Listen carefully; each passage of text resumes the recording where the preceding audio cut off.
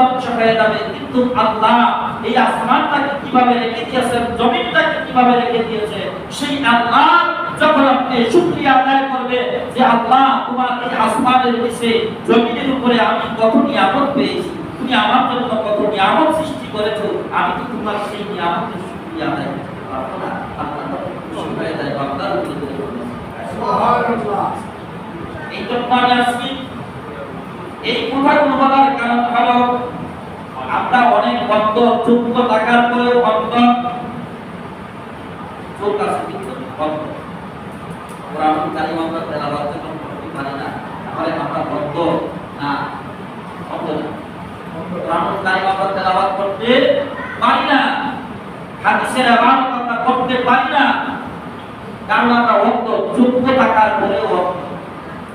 এই জন্য আপনার সন্তানকে কোরআন কারিম শিক্ষা দিবেন, হাদিস শরীফ শিক্ষা দিবেন, ইসলাম শিক্ষা দিবেন, দ্বীন অর্জন করার জন্য আপনার সন্তানকে চেষ্টা করার করবেন।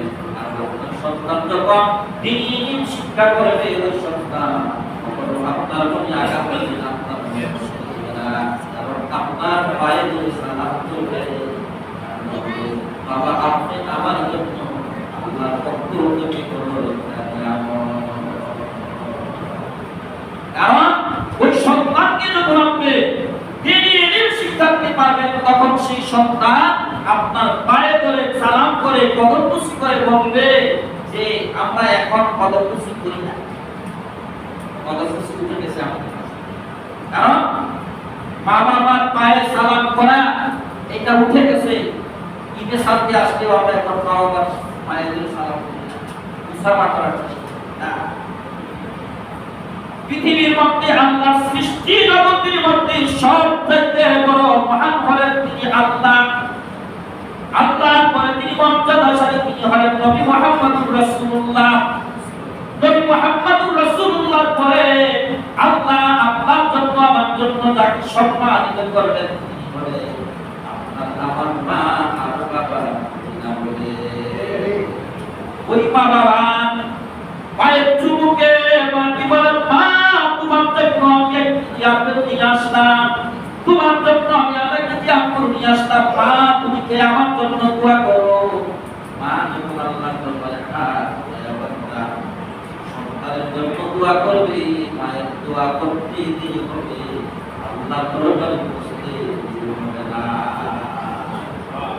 সবচাইতে দ্রুত দেখে যে দোয়াটা কবুল হয় সেই দোয়াটা কার দোয়া?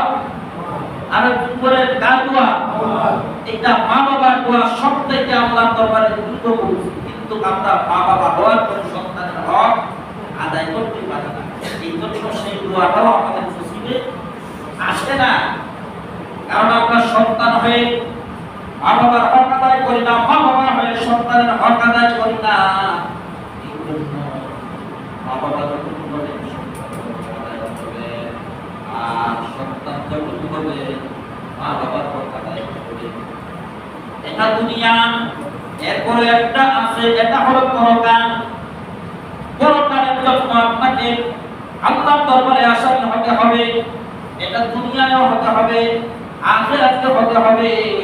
দুনিয়ার মধ্যেও আপনি নাচিত হবে, আমরা বুঝতে পারি না দুনিয়ার মধ্যে আমি অসম্মানী হলাম, দুনিয়ার মধ্যে কেন আমি লাঞ্ছিত হলাম। এটা বলে একটা অভিশাপ। অভিশাপ থেকে যদি আপনি বাঁচতে পারেন, আপনি দুনিয়ায় সম্মানিত হবে, আখিরাতেও সম্মানিত হবে।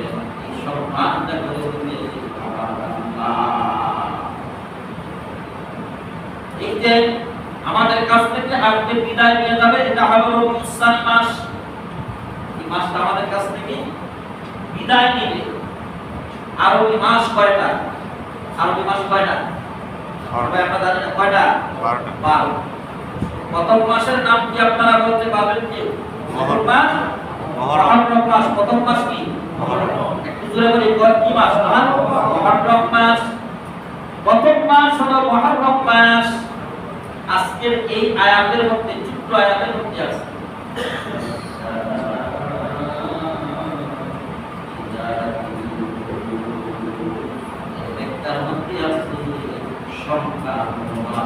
আল্লাহু আকবার বলেন।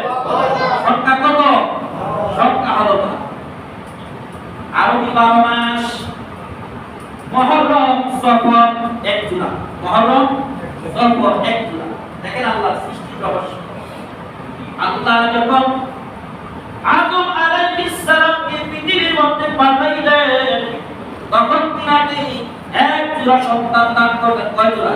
এক জোড়া। একজন হলো মেয়ে আর একজন হলো পুরুষ।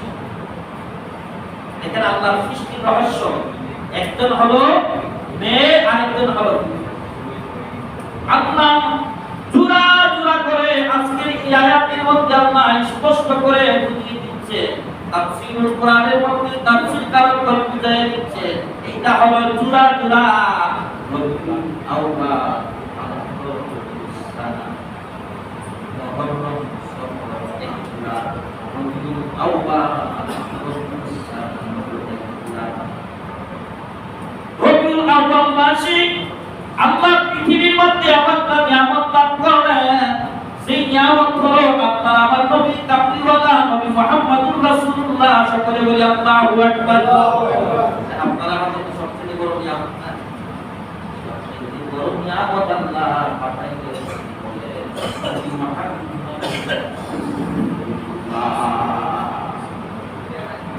আর নবী মুহাম্মদুর রাসূলুল্লাহ রবিউল আউয়াল মাসে আগমন করেছেন।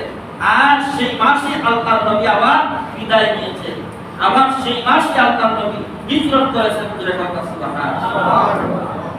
রবিউল আউয়াল মাসের পর রবিউল আউয়াল মাসের পুরা মাস হলো রবিউল সানি মাস। এটা আজকে আমাদের কাছ থেকে বিদায় নিবে। আজকে শেষ জুমা রবিউল সানি। এই রবিউল সানি অর্থ হলো কি? কারণ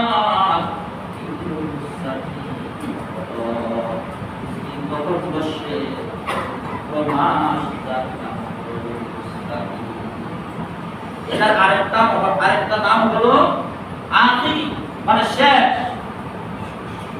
এই মাসের মধ্যে আল্লাহ